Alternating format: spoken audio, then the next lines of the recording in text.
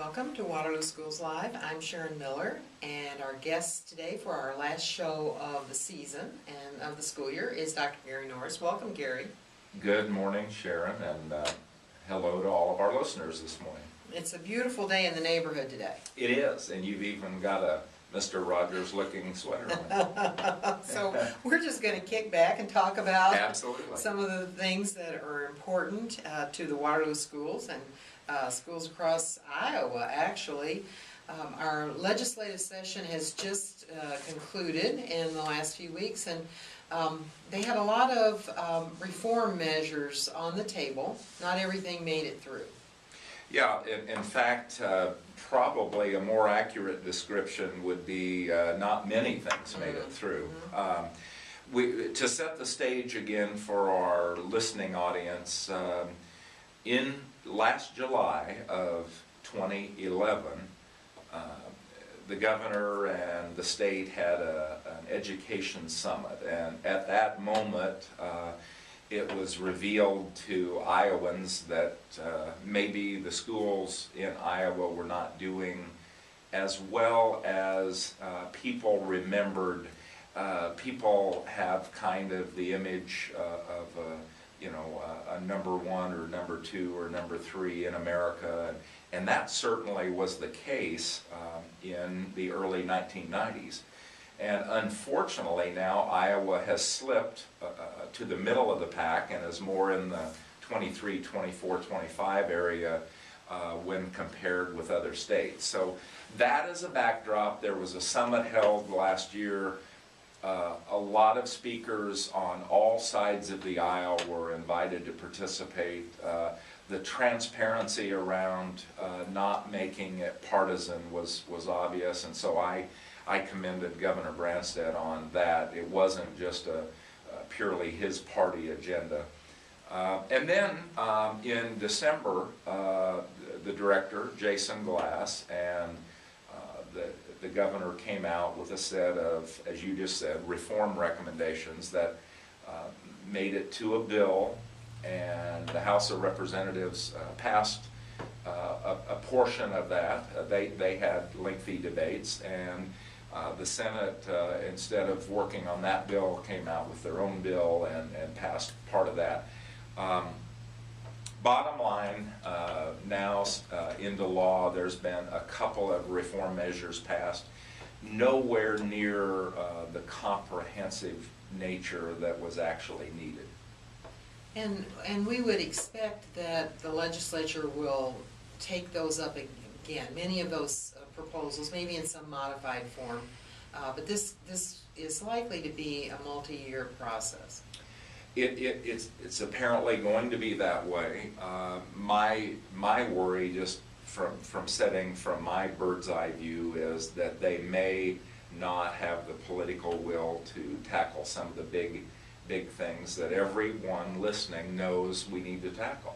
There's not a parent out there that doesn't want their kids to have the very best education possible, and they want to see the legislature make tough decisions. And so the greatest thing I guess I could say for Waterloo is that we started our changes about 4 years ago. We knew that Iowa needed to make some of these changes, and we started ours 4 years ago. Are they all fully perfect yet? Are they all fully in place? No, but they are a great start.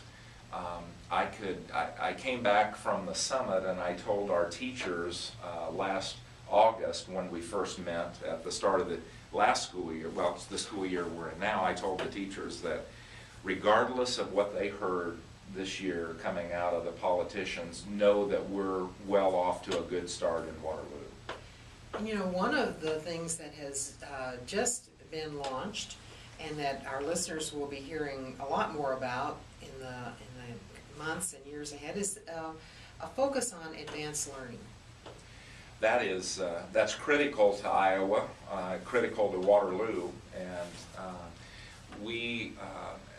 I'm not sure we have been de-emphasizing advanced learning, but I think all would agree maybe we haven't been emphasizing it as much as we have learning for the students that are farther behind. In reality, all students need to be advanced to higher levels.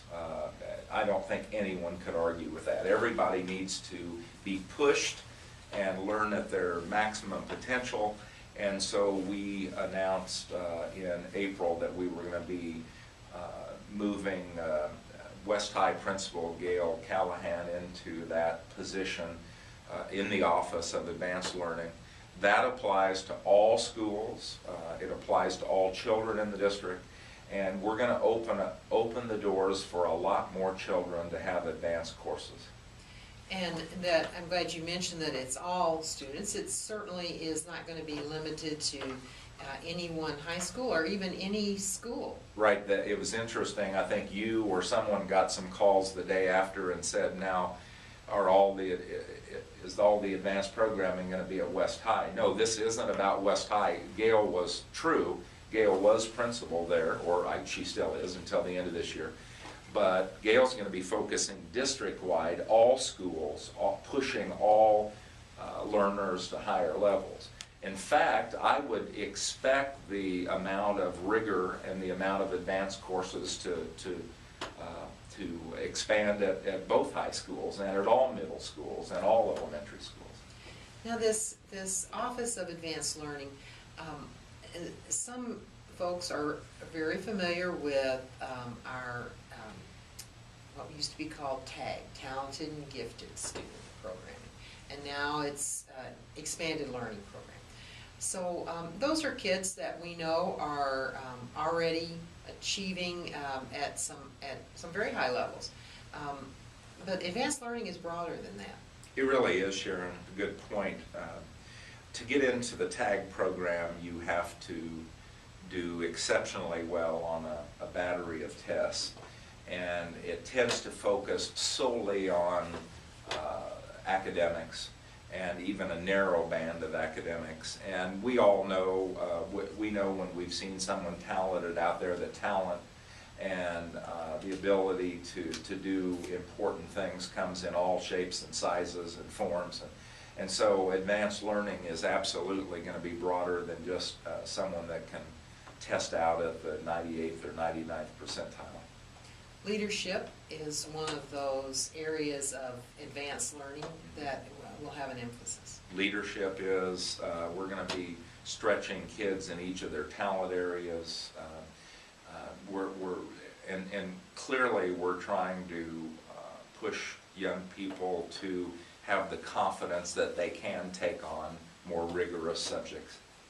And that speaks to the need for identifying more students to make sure we have a broad range of students participating in our advanced learning options, so that it's, like you say, there's a sense of confidence that I can succeed in this. One of our new programs we're going to be starting in the next 2 years is called International Baccalaureate, and that program has a reputation around the United States as being a program that hard-working students really do a good job. They really flourish, and that opens it up to a lot more students than someone that tests out at the again at the 99th percentile. So if I'm a hard-working solid B student, I'm going to have now access to a program that could propel me into some of the top colleges in America.